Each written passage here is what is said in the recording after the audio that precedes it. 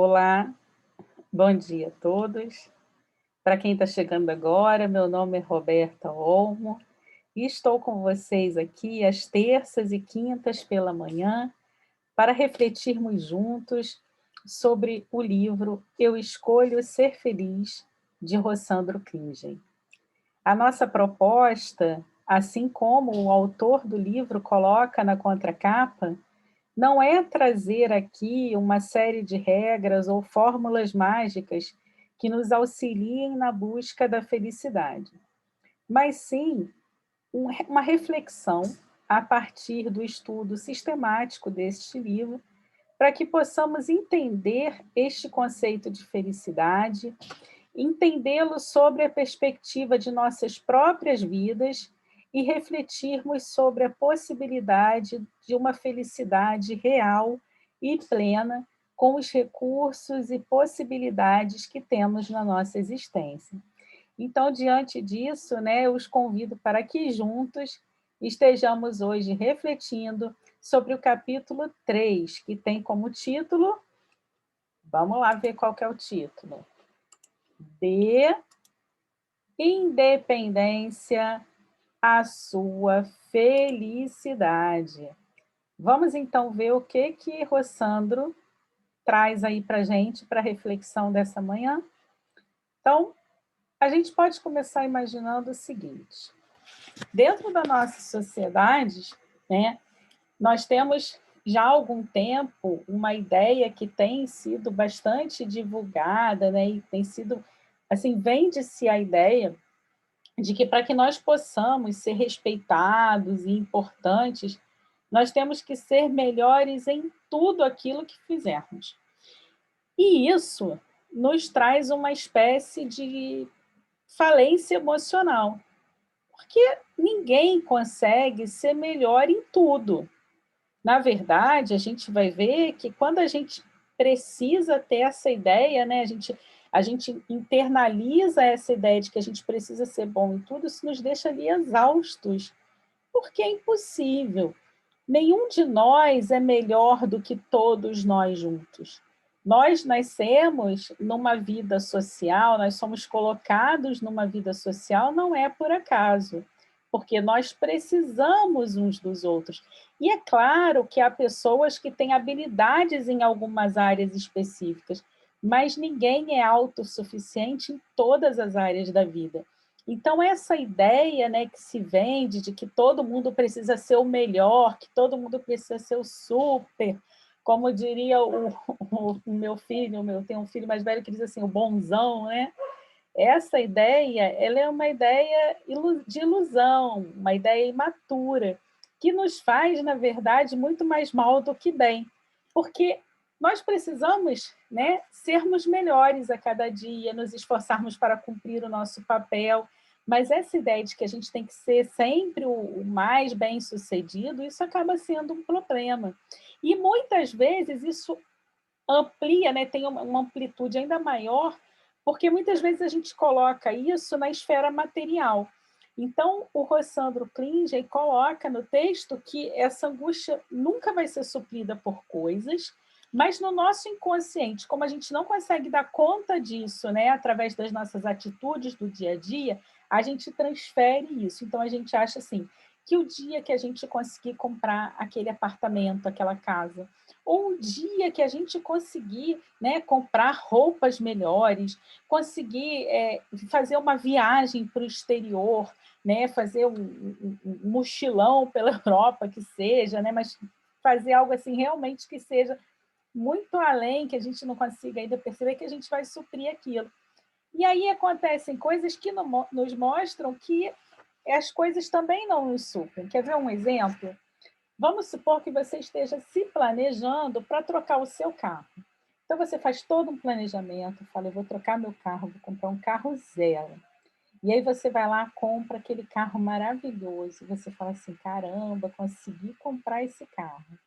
E aí você chega, quando você está botando o seu carro na garagem, que você olha para o lado, o seu vizinho comprou também um carro novo, de um modelo ainda melhor que o seu, com uma potência melhor do que a sua, e você naquele mesmo momento vai falar assim, caraca, meu carro é uma porcaria. Sendo que você já fez todo o planejamento para aquele seu carro, você estava super feliz, aquele carro te atendia super bem. Mas quando você olhou para o lado, e é aquela história que o Rossandro fala, quando você para no sinal vermelho e vê uma pessoa com um carro melhor do que o seu, e você já se sente inferior com aquilo. Ou ainda mais, né? A gente pensa assim, ele traz até esse exemplo do carro porque é bem real, mas a gente pode levar isso, por exemplo, para o computador. Você vai lá e fala assim, eu quero comprar um MacBook, eu quero comprar com essa alta de dólar, né? A gente vê os preços dos produtos de informática altíssimos, então você faz um planejamento, vou comprar, e aí você compra aquele último modelo e chega no trabalho, o colega fala assim, mas eu comprei esse aqui é potente, não sei. Aí você já começa assim, caramba, o meu, comprei, estava feliz com o meu. Então, a verdade é que aquele seu computador te atende, aquele seu carro te atende, mas você acha assim, poxa, faltou algo porque alguém está com algo além de você. Então, por isso que essas coisas nunca vão nos suprir, porque sempre haverão pessoas que terão mais, terão além, né? Então, isso não supre mesmo. E a própria sociedade já tem feito isso de forma programada. Né? É só a gente ver o caso dos nossos smartphones. Você vai lá e compra um smartphone top, ultra, o best. Aí você fala, caramba, comprei isso aqui, vou pagar lá em 12 vezes sem juros, não sei o que, mas estou com o meu smartphone poderoso. Daqui a 6 meses, um ano, você já tem um modelo que é muito melhor do que aquele. E aí, quando você olha para o seu, você fala, caramba, está defasado, mas será que em um ano aquele telefone deixou de servir para aquilo que te importa? Ou é a sociedade que está te vendendo essa imagem, né? Então, é igual o carro mesmo, né? A gente volta ao exemplo do carro, que é o exemplo que o Rossandro traz aqui no livro. Você vai lá, você comprou seu carro zero, você está super animado, sendo que no ano seguinte, né, a montadora foi lá, fez uma alteração no farol, colocou o farol um pouquinho mais achatado. E aí, quando você para naquele mesmo sinal vermelho que você olha para o lado, você vê um cara que acabou de sair da concessionária com um carro com farol achatado. É só um farol achatado, mas para você aparece aquela ideia assim, caramba, o carro dele é melhor do que o meu. A única coisa foi o achatamento do farol, mas você acha que aquele motorista tem uma vida melhor do que a sua, só porque ele está com um carro com farol achatado. Então, você acha que a vida do outro é melhor do que a sua, porque atualmente nós temos uma espécie de glamourização da sociedade. Né? As pessoas ficam, né, nessa ideia de se venderem conceitos, venderem padrões, porque você tem que seguir aquele padrão. E é óbvio, né, que existem algumas situações que estimulam isso. As próprias redes sociais, elas são um canal que tem um valor, mas, ao mesmo tempo, elas tornaram isso muito mais forte nas pessoas. As pessoas nas redes sociais, elas vivem uma vida ficcional, porque é óbvio que ninguém vai para a rede social, tem até gente que vai, né? A gente coloca lá, hoje eu estou triste, eu briguei, mas, no geral, nós vamos para a rede social para mostrar o quê? A nossa boa aparência. A gente vai para lá quando a gente está feliz, a gente vai colocar uma foto quando a gente sai com os amigos, a gente vai colocar uma foto quando tudo dá certo no dia. E aí é como se aquele retrato, né, daquele momento ali ficasse ali nos representando. E é até interessante porque tem gente que gosta muito de tirar foto, né? E isso, às vezes, as pessoas comentam assim, mas fulano tira tanta foto e tudo. E uma vez uma pessoa me explicou o seguinte, que a foto, ela é um registro de um momento das nossas vidas que a gente quer que perpetue.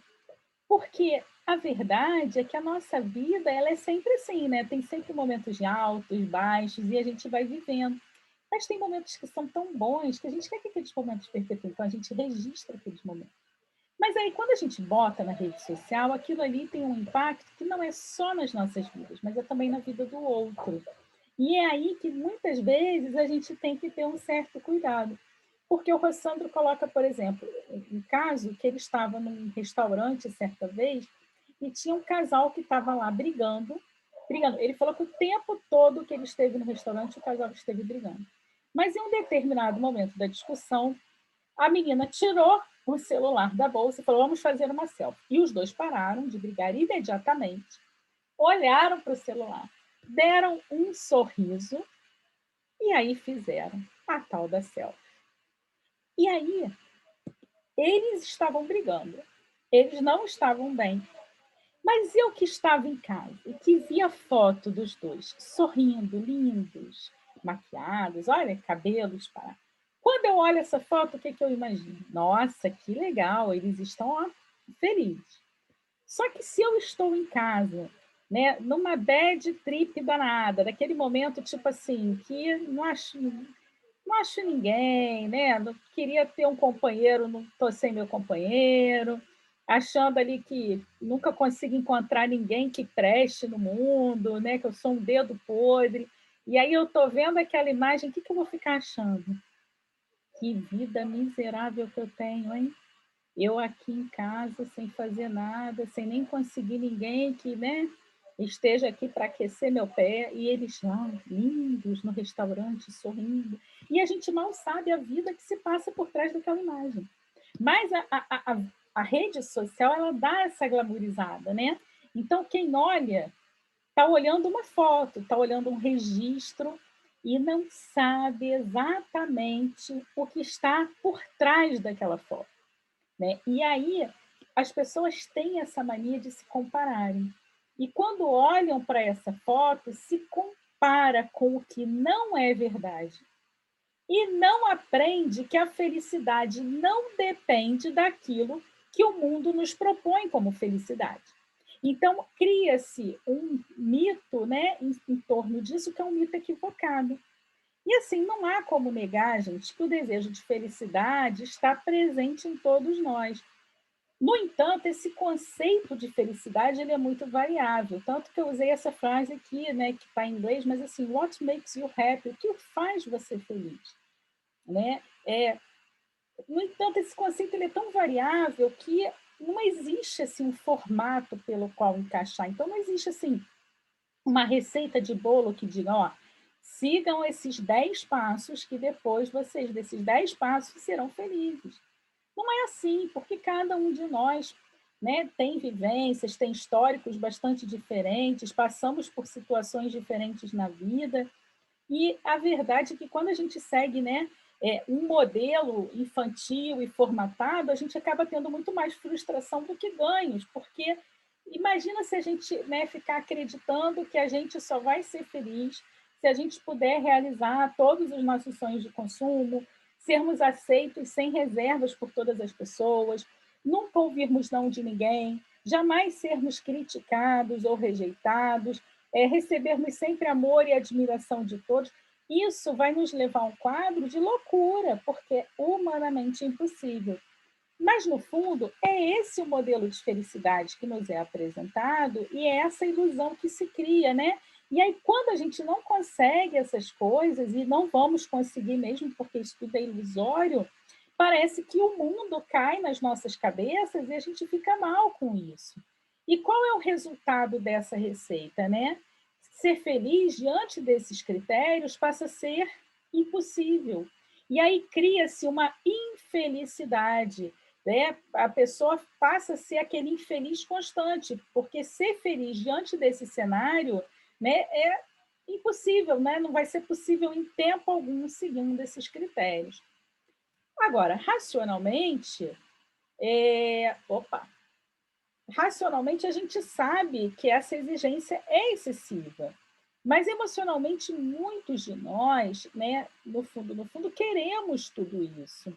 Então, isso acaba gerando dor, sofrimento, porque nós temos expectativas exageradas que vão nos frustrar, né, nos nossos relacionamentos e na relação conosco mesmo. E aí, Rossandro coloca para gente que quando temos essa visão inconsciente de felicidade, nós vemos o mundo de uma forma maniqueísta, tipo, ou é ou não é. Ou seja, ou há felicidade ou há infelicidade. E aí, eu botei essa foto aí do sapato, até lembrei da amiga Jane, que sempre nos acompanha aí todas as manhãs, né, que a gente estava no Desafios, né, lendo, né, o livro dos episódios diários, agora a gente está de novo aí lendo esse livro do Rossandro e ela nos acompanhando. E uma vez Jane comentou assim, no chat, ela falou assim, não, que legal, você busca sempre imagens que tenham a ver com o texto. E aí, quando eu fui colocar essa imagem, eu falei assim, Jane vai olhar assim, o que, que tem a ver esse sapato aí com a felicidade? Mas era um pouco para falar dessa coisa do tudo ou nada que a gente cria, né, de ideia da felicidade, e passar um pouco de uma experiência bem particular que eu vivenciei. Quem convive comigo, né, pessoalmente, sabe que eu tenho 2 filhos no espectro do autismo, sendo que um é nível 3 de suporte, né, exige uma demanda muito elevada, porque ele tem um transtorno sensorial muito alto. E isso faz com que ele tenha certa resistência a texturas, a determinadas condições. Então, a gente já passou, por exemplo, períodos aqui que o inverno aqui em casa eram extremamente difíceis, porque não aceitava nenhuma textura de casaco, a gente tinha que ficar botando um tipo só de algodão que ele aceitava, então a gente botava várias camadas para conseguir sair, tudo. E a mais, eu não sei nem quanto tempo, eu acho que muito mais de 3 anos, que ele não aceitava nada no pé, nada no pé. Teve uma época que ele andava descalço, e depois a gente começou a um tipo de sandália que ele aceitava assim, por minutos, que era o tempo suficiente da gente chegar nos lugares e tirar, e ele andava descalço. Depois a gente passou para aquelas meinhas de hidroginástica, até que a gente encontrou agora uma sapatilha de neoprene, que era o que estava salvando a gente nos últimos anos. O último ano, basicamente, o que nos salvou foi essa sapatilha de neoprene, que a gente comprava em loja de mergulhador, esse pessoal que faz mergulho, e como pressionava o pé, ele estava aceitando, porque ele tem essa questão sensorial bem, bem forte, né? E o que, que isso tem a ver com o nosso estudo dessa manhã? Quando eu cheguei nesse tópico aqui, que estava falando dessa visão inconsciente de felicidade, se vocês me perguntassem hoje, né, e falassem assim, Roberta, qual foi a maior felicidade que você teve nos últimos meses? Eu poderia citar aqui alguns momentos de felicidade, mas eu vou falar para vocês que a minha maior felicidade foi o dia que meu filho aceitou calçar um tênis. Isso tem 2 semanas. E eu chorei, chorei de alegria. E alguém fala assim, mas meu Deus, calçar um tênis. Mas porque na minha vida, na minha experiência, aquele calçar de tênis foi uma vitória maravilhosa. Aquele calçar de tênis abre para mim perspectivas agora de sair para lugares que eu já não estava podendo mais sair, porque imagina você andar com uma criança descalça, ou com uma sapatilha, quando chovia, por exemplo, molhava o solado, aquilo ali passava. Então, assim, isso é de uma grandiosidade, é uma dimensão tão grande para mim, mas certamente para alguém, né, que o filho calça o sapato naturalmente, que viva isso de forma, né, tão frequente, isso não tenha valor algum, mas para mim teve. Então, a felicidade, ela não é 880, ela não é uma coisa assim, ela é da sua vivência, ela é do seu momento, ela é da sua.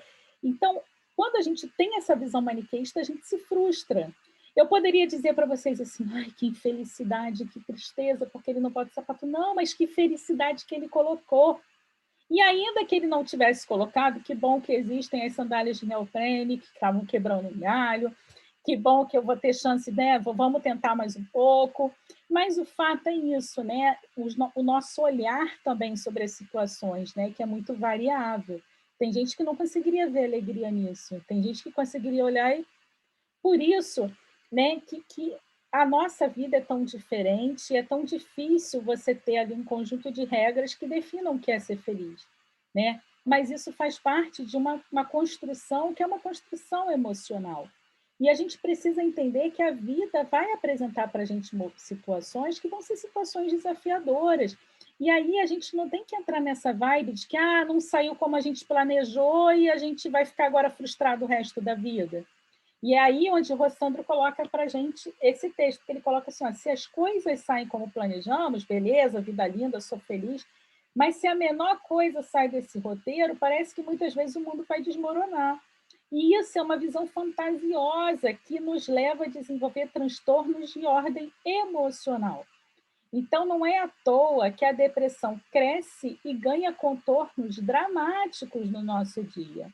Não é necessariamente que as pessoas tenham transtornos, questões bioquímicas ali, mas questões que são geradas, muitas vezes, a partir dessa visão que nós vamos criando e distorcendo sobre o padrão de vida que nós deveríamos ter, ou de como nós deveríamos ser, né? Sem trabalhar com a realidade.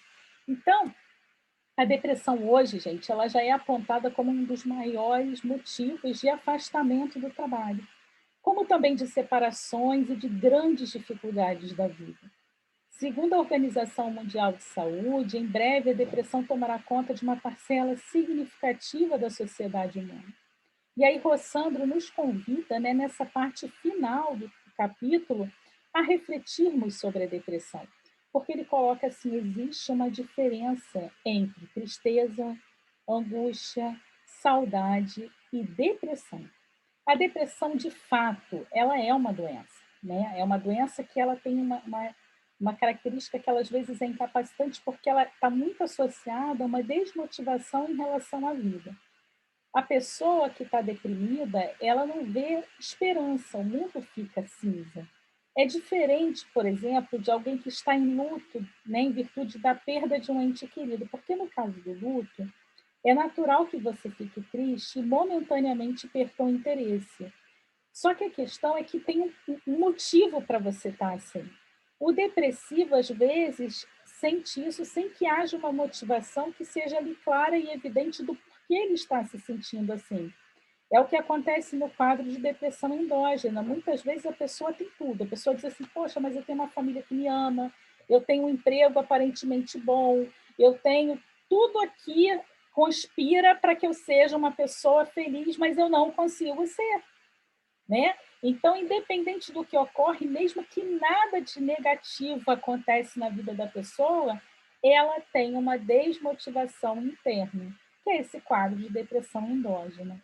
E há também, como o Rossandro pontua, a depressão exógena, né, que se verifica quando realmente acontece algum evento ali, que é aquele start que vai mexer com questões ali internas da pessoa para que ela desenvolva aquele quadro, né, de tristeza e tudo que vai acabar desencadeando uma depressão. Como, por exemplo, né, é muito natural, pessoas que passam pela perda do emprego, ou pessoas nesse período de aposentadoria, pessoas que sempre foram muito ativas, que durante aquele momento, quando estão ali se preparando para a aposentadoria, que dá aquela sensação assim, poxa, mas será que eu vou ter alguma utilidade agora? Será que eu estou diante do fim da vida, né? Então, isso muitas vezes, né, é difícil de ser trabalhado por algumas pessoas. O fim do casamento, a morte de um filho, tudo isso muitas vezes vai desencadear uma depressão.